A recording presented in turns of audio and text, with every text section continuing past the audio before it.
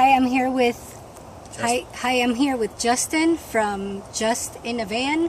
I'm going to put a link to his channel. Take two.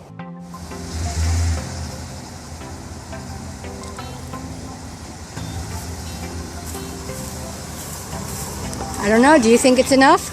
Yeah. All right. Welcome to Miami. Thank you.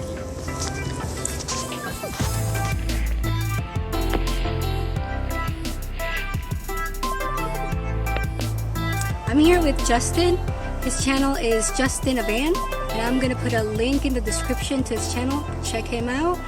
And he was gracious enough to give me this interview and a tour of his van. Good morning.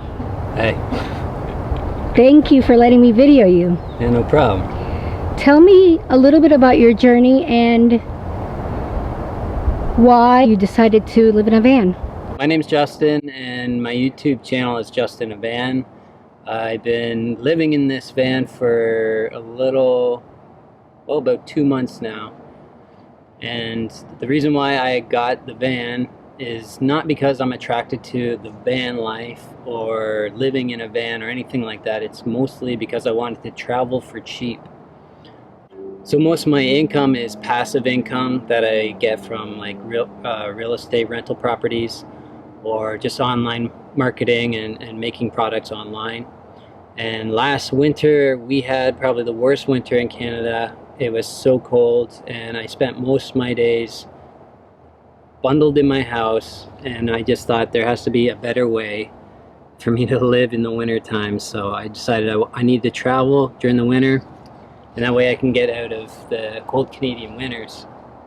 And I looked at several options. I was gonna just travel by car and stay in hostels and things, but when I did the numbers, it was just gonna be too costly. Even though I do have a steady income coming in, it's not huge, so I have to really pay attention to my expenses.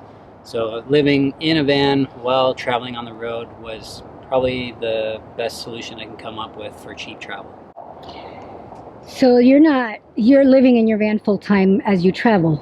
Yeah, I own a couple properties, and one of my properties is a duplex, which I lived in the main unit, and I rented the upper unit out. So before I left, I rented out my unit, so I actually don't have a physical house anymore to live in. I sold most of my belongings and stored a lot of my possessions in the basement of my house. So really this here is the only place I have to live for the time being. As for a time frame as how long I'm going to do this, I really don't know. I envisioned a year, but that could be extended longer. It could end short if I have a terrible experience. But so far, it's been an amazing experience, and I wouldn't have regret. Tell me some of the challenges you've had in transitioning from a house into a van. Some of the challenges from moving into a van is really one of the most things I had difficulty with is going through my stuff and trying to figure out what I needed on the road, what I didn't need on the road, and what I didn't need at all. So a lot of my stuff that I haven't touched in years, I have been like just building up in my basement. So I got rid of it, a lot of it. I sold a lot. I took a lot of my stuff to an auction house and just sold it off. A lot of the valuables and things that I think I might need in the future, I held on to. More challenges on the road. I've broken down several times, and luckily for me, I'm not mechanical, but I am resourceful. So Google had a lot to help with in trying to fix my own vehicle, but I did have some major breakdowns as well where it took months to fix the van. Luckily I was back at home when that happened, but it could have been a lot worse if I was like now. I'm thousands of miles from home, and if that had happened when I'm down here, I don't know what the outcome would have been. You would have been all right. We would have helped you out. Can you tell me, when you got rid of your things, how'd that felt? Getting rid of my things wasn't a problem for me. I don't get attached to things, so it really it didn't bother me at all. The only thing that I don't like doing is having to buy something that I knew I already had. That was the toughest thing in getting rid of my stuff for me. But as for like having a value on something, it's just an item. So what would you say is your favorite thing or most pleasurable thing about living in a van?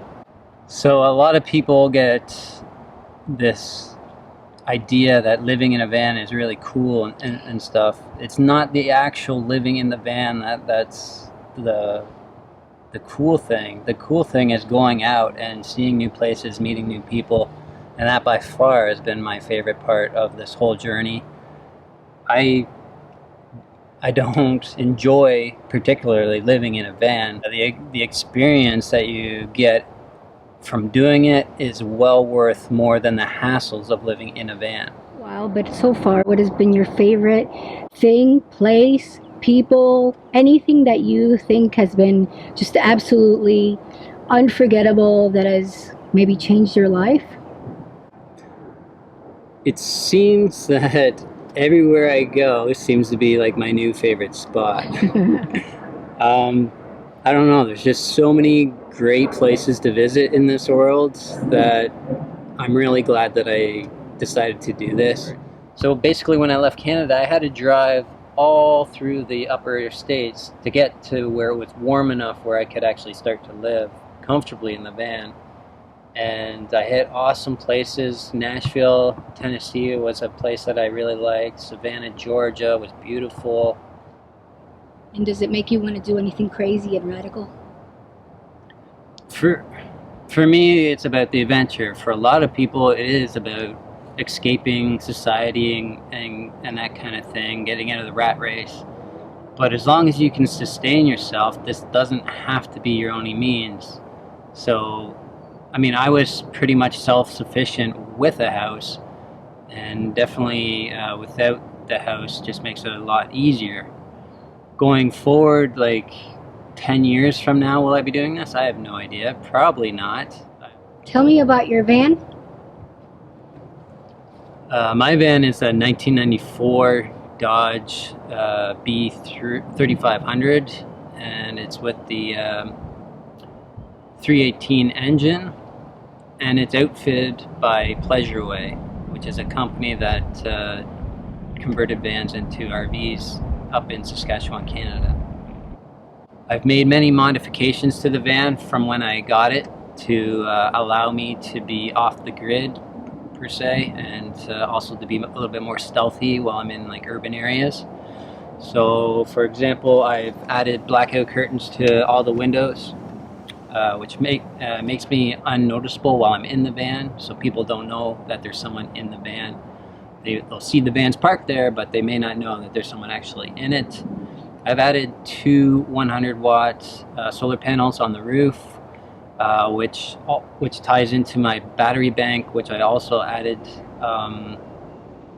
to, I can't remember the amperage hours. But anyways, I have 2 deep cycle batteries in the back of the van, which far exceed my power needs. And my batteries are basically always at full. So some people, while they live in a van, they always complain that they don't have enough power. I'm not a big absorber of power. I basically use my power source just to recharge my phone, my laptop, run a fan back here, some lights when I need it, and that's basically it. Other things that I've done to the van is I've added this storage compartment behind me. It was just like a regular seat like this, but there wasn't a whole lot of storage space in the van. So I got that at like a used furniture store for 40 bucks, which was really beneficial in terms of storage. And I've also added a Wi-Fi extender, which basically allows me to pull Wi-Fi signals from places like Starbucks and McDonald's and Walmart. Most of my use from the Wi-Fi is when I'm parked at Walmart. Actually, Walmarts are super in terms of free boondocking. They're very convenient, and I've exploited them quite a bit.